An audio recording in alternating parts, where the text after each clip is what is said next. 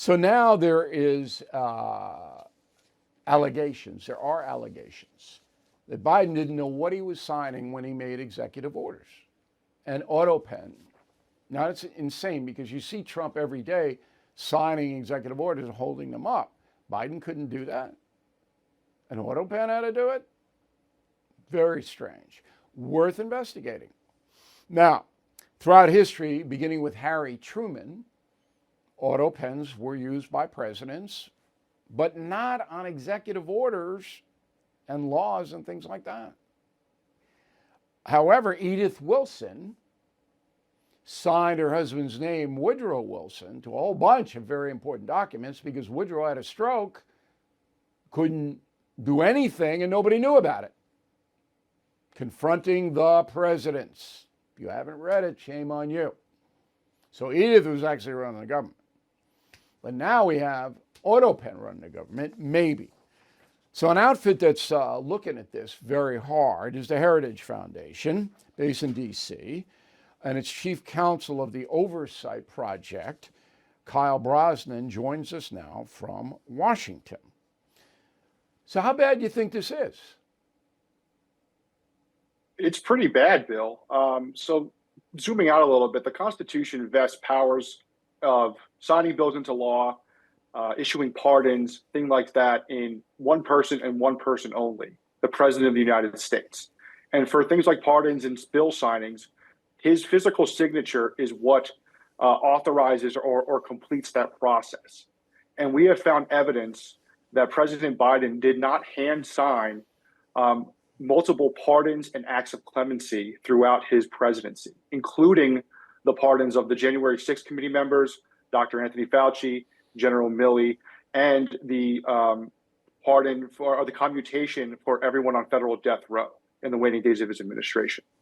And so it leads to a question, if you combine that with the practical issues of Biden was clearly out of it, his mental faculties were diminishing throughout his presidency, it begs the question of who was running the country, who had authorization to sign these pardons, who had access to the Autopen.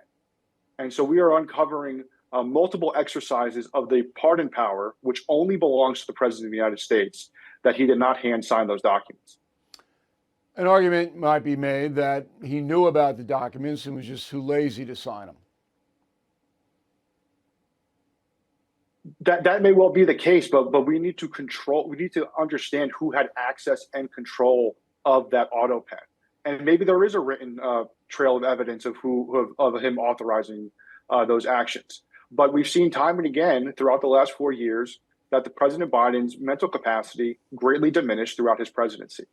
We saw the disastrous debate performance where he paused for over a minute. We saw gaffe after gaffe on the media and speaking in public. We saw Special Counsel Robert Hur refuse to prosecute him, in part because he is an elderly man with a poor memory. And so if he is too senile to see his day in court for mishandling classified documents, then there are serious questions as to his mental ability to execute his offices of the presidency. All right. So what if it comes to light that Biden didn't know about what he was signing or what the Autopen was signing, and he had no interest in it, and they just went out? There's no mechanism to reverse those orders, is there? Well, that's an open question. We're studying that here at the Oversight Project now. We're engaging with legal scholars and continuing our research on that. But it's unprecedented here. Generally speaking, President Bush, for example, would have bills flown halfway around the world for him to sign here. But use of the Autopen to this scale to exercise a power that solely belongs to the president and cannot be legally delegated to anyone is unprecedented. So I think the next step is it's terrifying. Yeah, there's no doubt about it, and I've said this from the very beginning. He was not in charge. Let's look at the men who were in charge, and you give me a rundown of them. First one is Ron Klain, White House Chief of Staff from 21 to 23. Klain had an enormous amount of influence in that White House, correct? Yes. What's your assessment of him? So, I mean, you see the reports that President Biden kept a notoriously close circle. He had a number of consiglières throughout, his very long political career. One other person that may have had access to it is Nero Tandon. She served as what is called the staff secretary, which is basically the nucleus of the White House. Any piece of paper that goes in front of the president, the staff secretary sees and sort of keeps the train running on time. And she served as staff secretary for, I believe, 2 years during the Biden presidency, including times where we noticed that clemency warrants and pardons appeared to have been auto-penned. I don't think there's any doubt that she saw everything that went through the system. What I'm trying to get at, though, is Klain, was his governing style different than Biden's? Was he far left? Was he a moderate Democrat? What was he? Well, I think you saw a leftward turn during the Biden administration, from ranging from their cabinet appointees to DEI policies, energy policies, you name it. I think President Biden ran in 2020 as a moderating and uniting candidate, and then when he got into office, he veered the country sharply in the leftward direction. Sure. The open border was stunning. Open border executive order was absolutely stunning. Second guy is Mike Donnellan, senior advisor to Biden from 21 to 24. You know anything about him? Personally, no. Other than public reports that he is a very close advisor to him. He's part of the Biden inner circle. Depending on what his position was in the White House, he may have had access to the Autopen. We are going to assume that there was some sort of policy governing this, and the individuals that had access pursuant to that policy are people that will likely need to be spoken to by investigators. Yeah. All right. Because you got to run this down and see what the point of view of these people were. Now, Susan Rice is the next one, our National Security Advisor 13 to 17, under Barack Obama. She was in the White House all the time. She's a committed leftist, no doubt about that. And if there was a link to Barack Obama, she would be it because they're close friends, correct? That's right. She was a prominent force in the Obama White House, and in the Biden White House, she served as domestic policy advisor.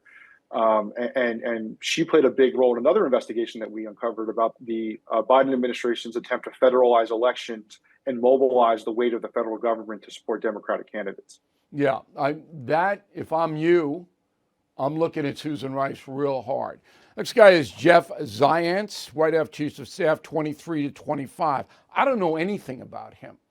Do you know anything about him? Well, he was Biden's original COVID czar when he first came into office, and we saw all of the efforts from the Biden White House to censor any dissent about COVID, and then was elevated to the chief of staff by the end here. Again, as chief of staff, he's side by side with the president all the time, oftentimes accesses proxy in meetings and things like that. He has the potential to be a big player here as well. Yeah. He would have been chief of staff when those auto-pen pardons in the waning days of the administration for the January 6th committee, General Milley, Dr. Fauci, and Biden family members were issued. Yeah, those four individuals, I think, were running the country. But, you really have to get in and bore down on what their agenda was, who they really are, and it's complicated.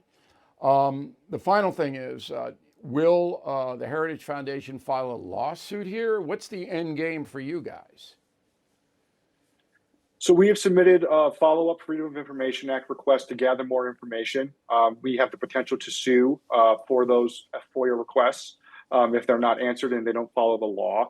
But we are in court on a number of cases concerning President Biden's mental acuity. And the most significant one on that is for the audio tape of Special Counsel Hur's interview with President Biden. Him, right. And in that interview, President Biden forgot key details of his life, like when his son passed away, when he was vice president, and other important details. And that interview formed the basis for Special Counsel Hur to determine that he was not going to try and prosecute President Biden because he is an elderly man with a poor memory. You think you're going to get that? Who knows? The President Biden asserted executive privilege over those documents. The case has been pending and fully briefed since August, and the judge is asking for whether the new administration has a new policy here. But when the president asserts executive privilege, it's rare and it's a big deal. And unless so we are still pen. Continuing to. Right. That's right. So then, all right, Kyle, let us know. Keep us posted on what you find out. I'm going to predict it's going to be a huge scandal. about Joe Biden not being in charge for 4 years. That is unprecedented in this country. We appreciate your time very much today. Thank you for watching. Make sure you subscribe to my YouTube channel and follow me on X. Look for @Bill O'Reilly.